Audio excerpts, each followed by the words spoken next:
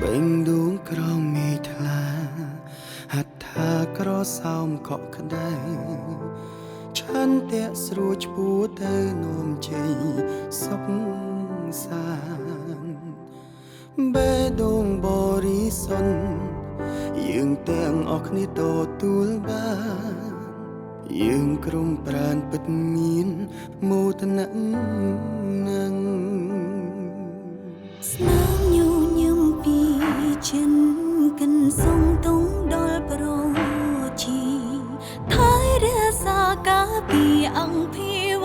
ច្បាំងពូយើងគ្មានអ្វីស្នងក្រៅពីបេងដូងមួយនេះបញ្ជាក់នៃក្តីស្រឡាញ់រៀងរហូតពូយើងស្រឡាញ់យើងស្រឡាញ់គ្មានពីងកែវនី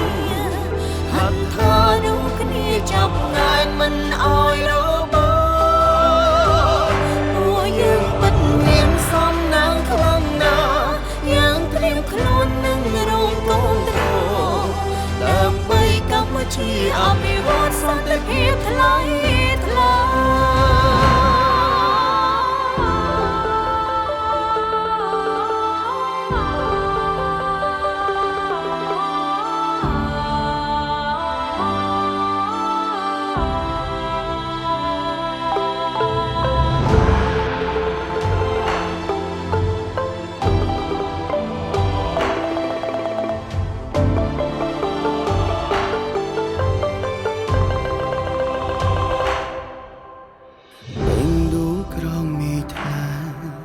ហត្ថាក្រសោមខកក្ដៅ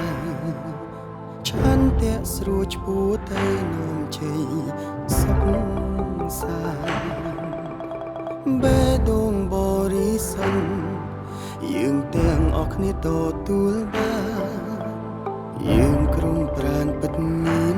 មោទនៈនឹងពួកយើងស្រឡាញ់យើងស្រឡាញ់គ្មានពីងកែវនីហត់ថានោះគ្នាចាប់ណែនមិនអោយរបូតពួកយើងពិតមានសំណាងខ្លាំងណាស់យើងត្រៀមខ្លួននឹងរងកូនត្រដើម្បីកម្ពុជាអភិវឌ្ឍសន្តិភាពថ្លៃ